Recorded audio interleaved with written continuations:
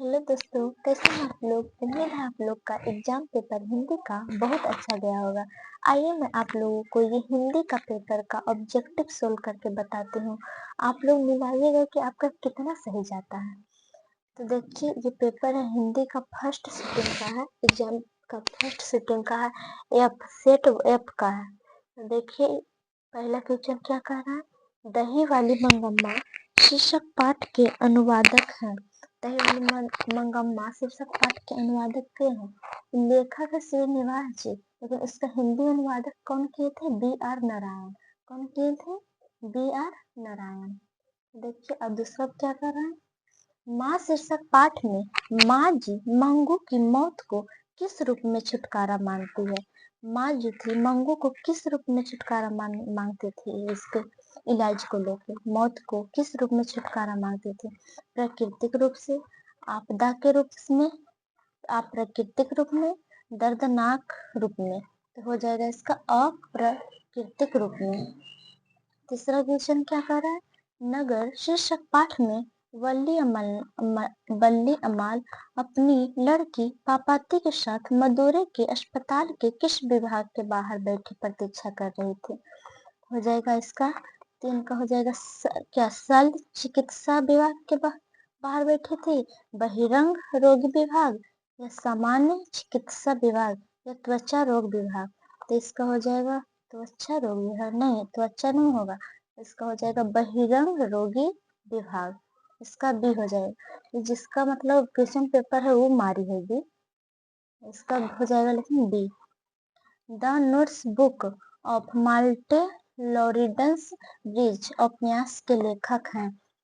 इसका लेखक कौन है, तो हो जाएगा रेनर मरिया, अरे यही तो है रेनर मरिया रिल्के। तो आते हैं 5 नंबर क्वेश्चन। 5 नंबर क्वेश्चन क्या करा, वनलता सेन नामक कृति को 1952 में श्रेष्ठ काव्य ग्रंथ का पुरस्कार किसके द्वारा प्रदान किया गया था।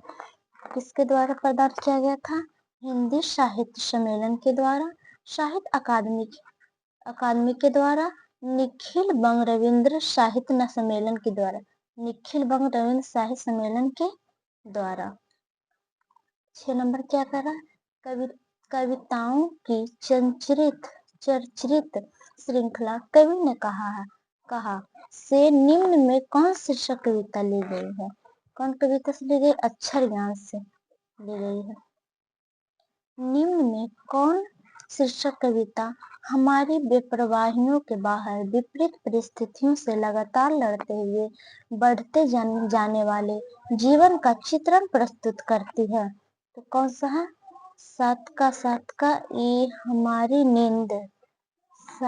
निम्न में कौन शीर्षक कविता हमारी बेपरवाहियों के बाहर विपरीत परिस्थितियों से लगातार लड़ते हुए बढ़ते जाने वाले जीवन का चित्रण प्रस्तुत करती है। तो ये हो जाएगा हमारी नींद ही होगा, क्या होगा, हमारी नींद। निम्न में कौन सम्मान कवि कुंवर नारायण को प्राप्त है। कौन सम्मान कवि कुंवर नारायण को प्राप्त है, कौन सा सम्मान है। तो देखिए व्यास सम्मान, लोहिया सम्मान, कबीर सम्मान, इनमें सभी व्यास सम्मान होगा, लोहिया सम्मान, ये तीनों सम्मान कवि कुंवर नारायण को प्राप्त हुआ था, इनमें से सभी बोल लेंगे। अब देखिए 9 नंबर क्वेश्चन क्या कर रहे हैं, सच्चिदानंद हरिनंद वात्स्यायन अगे के द्वारा लिखित निम्न में से कौन उपन्यास नहीं है। कौन, शेखर एक जीवनी, ये तो लिखे थे, नदी के दीप ये भी लिखे थे, अपने अपने अजनबी ये भी इनके द्वारा ही लिखित है, अरे ये बार रहेगा याद, ये तुम अजीब लग रहा है, ये नहीं, अरे ये बार रहेगा याद, इसका हो जाएगा 9 का डी। आइए 10 नंबर क्वेश्चन, जनतंत्र का जन्म शीर्षक पाठ में, जनतंत्र का जन्म शीर्षक पाठ में जब जनता को पाकुल को भ्रुकुटी चढ़ाती है तब क्या होता है। तब क्या होता है, फूल बरसता है, नहीं, राजा का राज्यरोहण होता है, नहीं, तो चारों तरफ खुशहाली छा जाती है, ऐसा कुछ नहीं होता, भूडोल होता है और बवंडर उठते हैं, हाँ यही होता है, भूडोल उठता है और बवंडर उठता उठते हैं। द का उच्चारण स्थान है, द का उच्चारण से दंत, ये के न मार देगा भाई। निम्न में कौन दंतोष्ठ ध्वनि है? दंतोष्ठ ध्वनि कौन है? अ, ई, मूर्धन्य स, व। तो दंतोष्ठ कर रहा है तो ये हो जाएगा मूर्धन्य स, मूर्धन्य स, नहीं नहीं नहीं, ये व हो जाएगा, व। दंतोष्ठ ध्वनि कर रहा है, वो होगा। 13 का ई का उच्चारण स्थान है, ई का उच्चारण स्थान तालु, ई का उच्चारण स्थान क्या होगा? तालु। छंद शास्त्र में दीर्घ मात्रा को क्या कहते हैं? दीर्घ मात्रा को क्या कहते हैं? हर्ष, लघु, लुप्त, गुरु। छंद शास्त्र में दीर्घ मात्रा को गुरु कहते हैं, को क्या कहते हैं? गुरु। निम्न में कौन अल्प प्राण व्यंजक है? अल्प प्राण व्यंजक कौन है? ख, च, ठ, ग, तो हो जाएगा इसका च। आइए 16 नंबर क्वेश्चन, ये मेरा 16। निम्न में किसे द्विमात्रिक स्वर भी कहते हैं? द्विमात्रिक स्वर किसे कहते हैं? द्विमात्रिक स्वर, तो द्विमात्रिक दीर्घ स्वर को कहते हैं द्विमात्रिक स्वर। 17 क्या कर रहा है? नाद की दृष्टि से जिन व्यंजन वर्णों के उच्चारण में स्वर तंत्रियां संकृत होती है उन्हें क्या कहते हैं? उन्हें क्या कहते हैं? घोष, अघोष, अल्प प्राण, महाप्राण, तो हो जाएगा घोष। घोष क्या हो जाएगा? केवल मुंह से बोले जाने वाले सस्वर वर्णों को क्या कहते हैं? केवल मुंह से बोलने जाने वाले निर्नुनासिक, क्या कहते हैं? निर्नुनासिक। निम्न में कौन अंतस्थ व्यंजन है? अंतस्थ व्यंजन कौन है? तो मेरा हो जाएगा ये नहीं, ये ल हो जाएगा, ल बोलने से लगता अंदर की ओर जा रहा है, ल, अंतस्थ व्यंजन। निम्न में कौन उष्म व्यंजन है? उष्म व्यंजन कौन है? ये हो जाएगा मूर्धन्य स। उष्म व्यंजन स। हिंदी साहित्य की भूमिका किसकी रचना? हिंदी साहित्य की भूमिका किसकी रचना? हजारी प्रसाद द्विवेदी की। ये 22 नंबर देखिए क्या कर रहा है? अपरिहार्य शब्द का अर्थ है, अपरिहार्य शब्द का अर्थ क्या है? अपरिहार्य शब्द का अर्थ है मुद्रा का एक प्राचीन प्रकार जिसे छोड़ा ना जा सके, अनिवार्य, उदारता, भलमनसाहत, वर्तमान उपस्थिति, तो जिसे छोड़ा ना जा सके, अनिवार्य। 22 का हो गया। अब आइए 23 नंबर क्या करें? सहजात वृत्ति का अर्थ है, सहजात वृत्ति का अर्थ है जन्म के साथ पैदा होने वाली वृत्ति या स्वभाव। 23 का डी। अधलेख का अर्थ है, लेख का अर्थ क्या हो जाएगा? अत्यंत प्राचीन प्रारंभिक लेख, ये हो जाएगा ए। 25 का उर्वशी का रचनाकार है, उर्वशी का रचनाकार कौन थे? कुंवर नारायण, रामधारी सिंह दिनकर, बीरेन डंगवाल, जीवनानंद दास, कौन थे? 25 का बी हो जाएगा रामधारी सिंह दिनकर, रामधारी सिंह दिनकर। 26 का सारस पक्षी को अन्य किस नाम से जाना जाता है? सारस पक्षी को किस नाम से जाना जाता है? भंडाकी, तितर, क्रौंच, कबूतर, नहीं कबूतर नाम से नहीं जाना जाता है, क्रौंच नाम से, क्या? क्रौंच नाम से जाना जाता है। लौट कर आऊंगा फिर शीर्षक पाठ के रचनाकार कौन थे? लौट कर आऊंगा फिर शीर्षक पाठ के रचनाकार कौन थे? जीवनानंद दास, जीवनानंद दास। 28 में क्या कहा? शिक्षा और संस्कृति शीर्षक पाठ के रचनाकार हैं। शिक्षा और संस्कृति शीर्षक पाठ के रचनाकार कौन थे? महात्मा गांधी। बहादुर शीर्षक पाठ की विधि है, बहादुर जो शीर्षक पाठ था वो क्या था? कहानी था, निबंध था, कविता था, शास्त्रकार था, कहानी था। बहादुर क्या था? कहानी था। ये देखते हैं 30 नंबर। भारत माता शीर्षक पाठ के रचनाकार कौन थे? भारत माता शीर्षक पाठ के रचनाकार सुमित्रानंद पंत। निम्न में कौन यन स्वर संधि का उदाहरण है? यन स्वर संधि का उदाहरण यद्यपि, यद्यपि, सदैव, महेंद्र, भोजनालय, ये समझेंगे। निम्न में कौन व्यंजन संधि का उदाहरण है? व्यंजन संधि का उदाहरण कौन है? प्रीतम, चंद्रोदय, अहंकार, महोत्सव, क्या हो जाएगा? अहंकार। निम्न में कौन विसर्ग संधि का उदाहरण है? विसर्ग संधि का उदाहरण कौन है?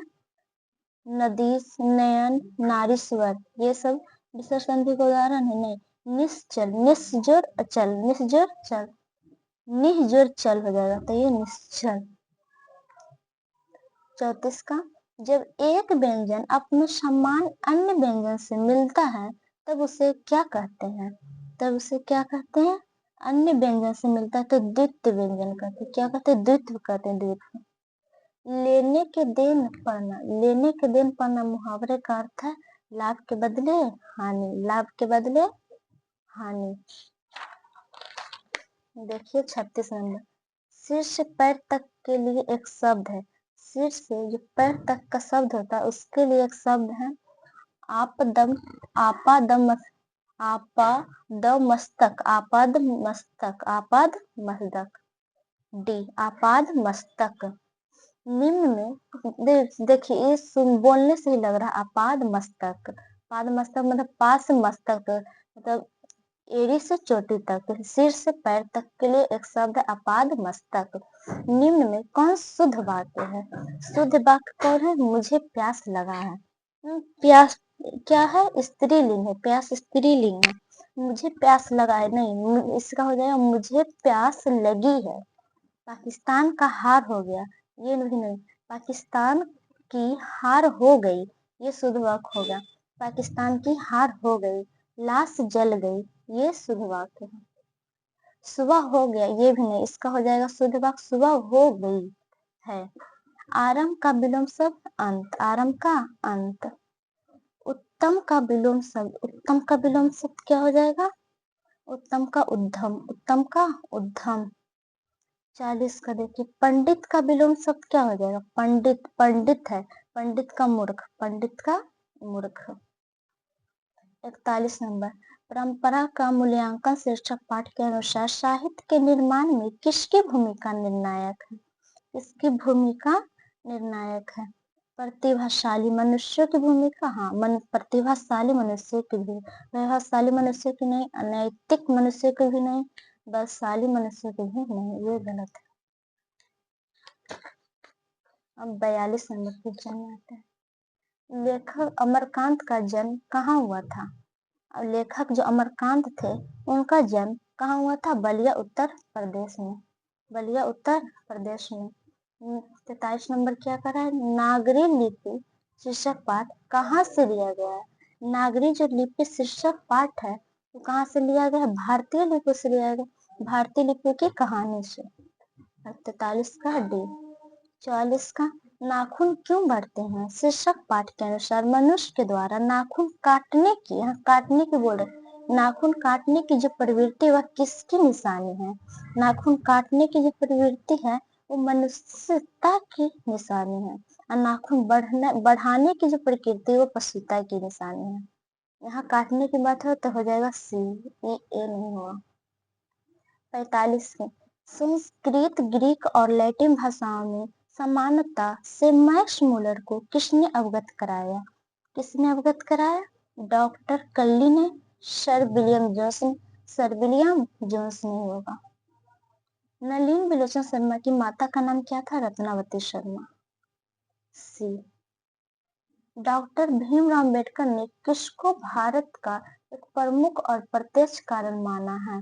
श्रम विभाजन को श्रम प्रमुख और प्रत्यक्ष कारण माना है, तो हो जाएगा जाति प्रथा को, श्रम विभाजन को नहीं, ये जाति प्रथा के खिलाफ थे ज्यादा। 47 का होगा। 48 नंबर, शोफर किसको कहते हैं? शोफर क्या था? वो ड्राइवर था, शोफर एक क्या था? ड्राइवर था, ड्राइवर को कहते हैं। शोफर अथी ड्राइवर जो है उसका बांग्ला भाषा में शोफर कहते हैं। शोफर किसको कहते हैं? ड्राइवर को। डॉक्टर भीमराव अम्बेडकर का निधन कब हुआ था? डॉक्टर जो भीमराव अम्बेडकर थे उनका निधन 1956 ईस्वी को हुआ था, 1956 ईस्वी को हुआ था। बांग्ला भाषा में खोखा किसको कहते हैं? खोखा लड़का को कहते, बच्चा को कहते हैं, खोखा बच्चा को कहते हैं। निम्न में कौन पुल्लिंग शब्द है? निम्न में कौन पुल्लिंग शब्द कौन है? चुगली, गति, खेती, ये तीनों लग रहा है स्त्रीलिंग, बोलने से पता चल रहा है कि ये तीनों स्त्रीलिंग। इसका हो जाएगा सी, आईना, आईना हो जाएगा। क्या है? पुल्लिंग। निम्न में कौन स्त्रीलिंग शब्द है? स्त्रीलिंग शब्द कौन हो जाएगा? कानन, खिलौना, आश्रम, ये सब पुल्लिंग है, तो क्या हो जाएगा? चेष्टा, चेष्टा स्त्रीलिंग है। अंकित मेला घूमने गया था, यह वाक्य किस काल का उदाहरण है? यह वाक्य किसका? अंकित मेला घूमने गया था बोल रहा है, तो भूतकाल का है। क्या किस काल का उदाहरण? भूतकाल का। अंकित मेला घूमने गया था है तो भूतकाल का। अंकित मेला घूमने जाएगा, गया था है तो भूतकाल का, जाएगा तो वर्तमान काल का, नहीं जाएगा तो भविष्य काल का। अंकित मेला घूमने गया था तो भूतकाल का हो जाएगा। घोड़ा बहुत तेज दौड़ता है, घोड़ा बहुत तेज दौड़ता है, इस वाक्य में परिवेक्षण है किसका है? बहुत का। बहुत तेज कैसे दौड़ता है? बहुत, तो परिवेक्षण किस शब्द का हो रहा है? बहुत का हो जाएगा बी, 54 का बी। आइए 55 नंबर देखिए। सोहन तैयार होकर विद्यालय गया, यह वाक्य किस क्रिया का उदाहरण है? सोहन तैयार होकर कहाँ गया? विद्यालय, तो कौन सा क्रिया का उदाहरण है? तो हो जाएगा 55 का, ये पूर्वकालिक क्रिया का। पूर्व चला गया तो ये पूर्व का बात है, तो पूर्वकालिक क्रिया का 55 का ए। 56 नंबर, कक्षा में सब छात्र उपस्थित हैं, यह वाक्य किस विशेषण का उदाहरण है? सब छात्र, कोई निश्चित छात्र नहीं कि 2 छात्र 3 छात्र का, सब छात्र उपस्थित है, इसलिए अनिश्चित संख्या वाचक का। क्या? अनिश्चित संख्या वाचक का। अमरजीत शहरी लड़का है, यह वाक्य किस विशेषण का उदाहरण है? अमरजीत शहरी लड़का, ये क्या बता रहा है? उसका बता रहा है गुण, तो ये हो जाएगा गुण वाचक का। अंकित अपने आप जा रही है, अंकिता अपने आप जा रही, सॉरी, अंकिता अपने आप जा रही है, यह वाक्य किस सर्वनाम का उदाहरण है? अपने आप जा रही तो मतलब निज, निज वाचक का। अपने आप खुद कर रही है तो निज वाचक का। मेरे लिए यह घर अनजान नहीं है, इस वाक्य में यह किस सर्वनाम का उदाहरण है? यह जो है किस सर्वनाम का उदाहरण है? तो निश्चयवाचक का है। यह मतलब निश्चय बोल रहा है, यह घर अनजान नहीं है, निश्चयवाचक का। निम्न में कौन तत्सम शब्द है? तत्सम शब्द कौन है? ये बच्चा, मोर, आग, ये सब तद्भव है। तत्सम कौन हो जाएगा? सी, सूर्य, तत्सम शब्द है। अब आइए 61 नंबर, परिवर्तन में कौन उपसर्ग है? परिवर्तन में उपसर्ग कौन है? यदि परिवर्तन उपसर्ग बोले तो फर्स्ट वाला होता है, मतलब परिजोर और परिवर्तन, परिजोर और वर्तन हो जाएगा परिवर्तन, जो परि फर्स्ट वाला हो जाएगा परि निकल रहा। सुगम में कौन उपसर्ग है? सुगम में उपसर्ग कौन है? सु, सु निकल रहा है पहले सु, क्या हो जाएगा? सुगम में सु उपसर्ग है। अब क्या कर रहा है? इंद्र का पर्यायवाची शब्द है, इंद्र का पर्यायवाची पुरंदर, इंद्र का पर्यायवाची शब्द पुरंदर। घर का पर्यायवाची शब्द घर, घर का पर्यायवाची शब्द हो जाएगा निकेतक, निकेतन, घर बोले निकेतन, घर का पर्यायवाची शब्द निकेतन। आनंद का पर्यायवाची शब्द प्रमोद, आनंद का, लग रहा है नेम नेम सेम हो रहा है ना। आनंद का पर्यायवाची शब्द प्रमोद। गुरु, गुड़, चेला, चीनी, लोकांकित का अर्थ है।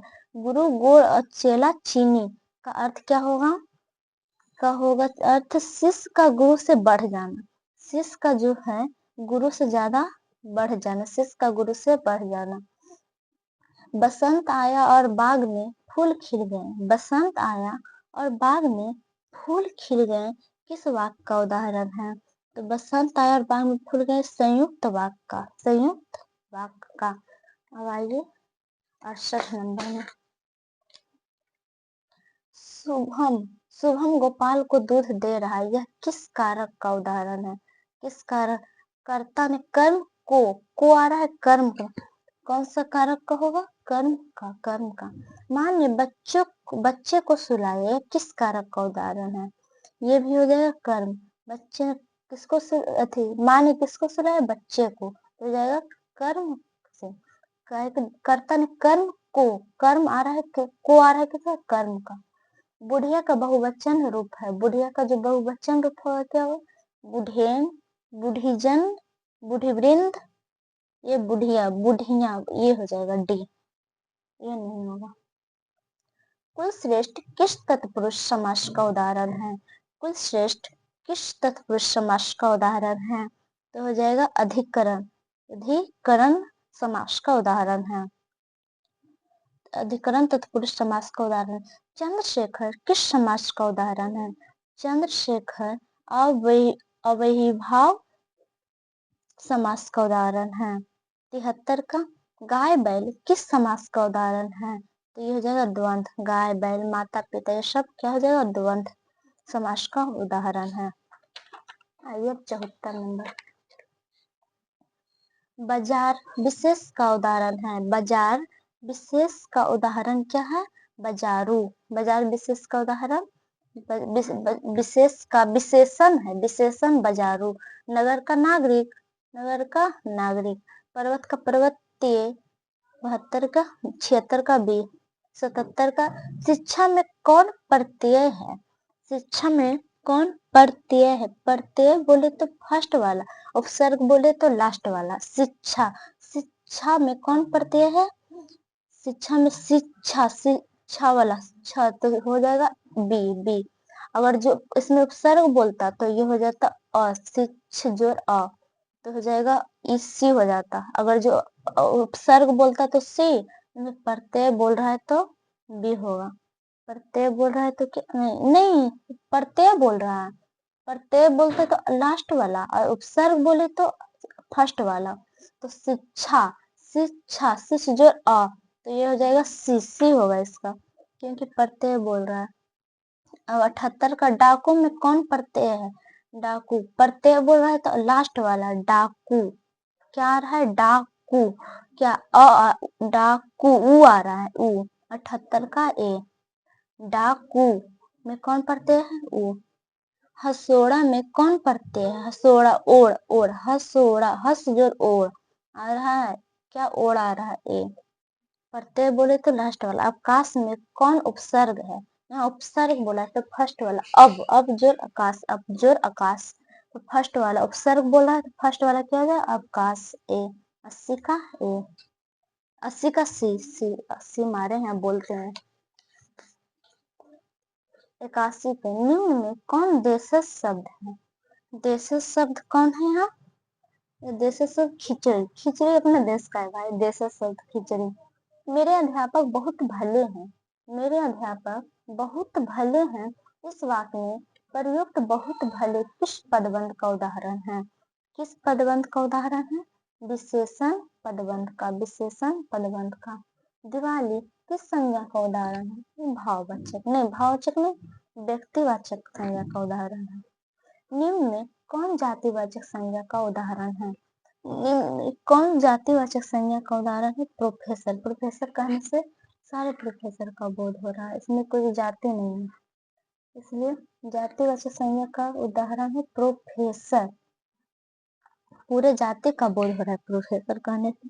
तेल किस संज्ञा का उदाहरण है? जातिवाचक नहीं, जातिवाचक नहीं, द्रववाचक का है। तेल किस संज्ञा का उदाहरण है? द्रववाचक संज्ञा का उदाहरण है तेल। निम्न में कौन कर्म वाक्य का उदाहरण है? कर्म वाक्य का उदाहरण कौन है? सी, अंजलि के द्वारा रोटी पकाई गई, अंजलि के द्वारा रोटी पकाई गई। आजीवन किस समास का उदाहरण है? आजीवन किस समास का उदाहरण है? अवयवी भाव का, अवयवी भाव का। 88 नंबर देखते हैं। नर प्लस इस पदों की संधि है, नर प्लस इस पदों की संधि है नरेश, नरेश, ये भी नहीं होगा, सी होगा, नरेश। धरती कब तक घूमेगी? शीर्षक पाठ मूल रूप से किस भाषा में लिखित है? किस भाषा में लिखित है?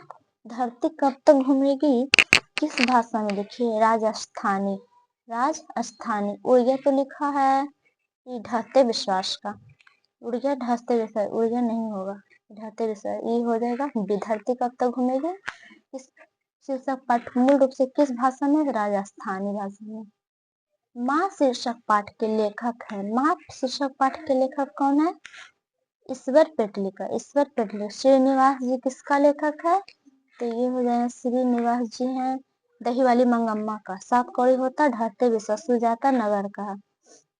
कवि सुमित्रानंद पंत ने भारत माता का कैसा चित्र प्रस्तुत किया है?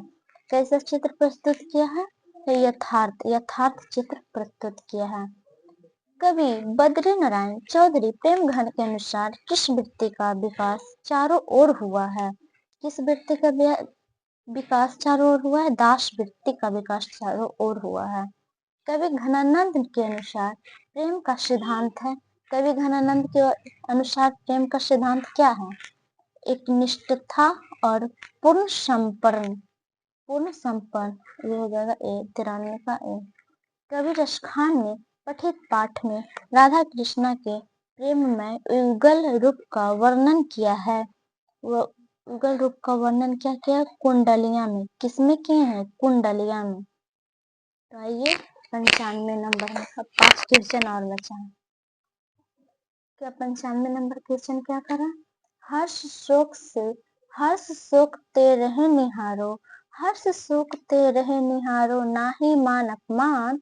किस कविता से उद्धृत है? किस कविता से उद्धृत है? जो नर दुख में दुख नहीं माने, जो नर दुख में दुख नहीं माने। महात्मा गांधी का सबसे बड़ा हथियार क्या था? अहिंसा और सत्याग्रह था। अहिंसा और सत्याग्रह सबसे बड़ा हथियार था महात्मा गांधी का, जिसके बल से वो पूरा अपना लड़े हैं अथी किए भारत के प्रति। अहिंसा और सत्याग्रह सबसे बड़ा हथियार क्या था? अहिंसा और सत्याग्रह। नौबत खाने में इबादत शीर्षक पाठ के अनुसार काशी किसके स्वर पर जगती है? काशी किसके स्वर पर जगती है? तो संगीत के स्वर पर। संगीत के स्वर पर। वह आदमी नया गरम कोट पहनकर चला गया विचार की तरह कविता संग्रह के कवि हैं।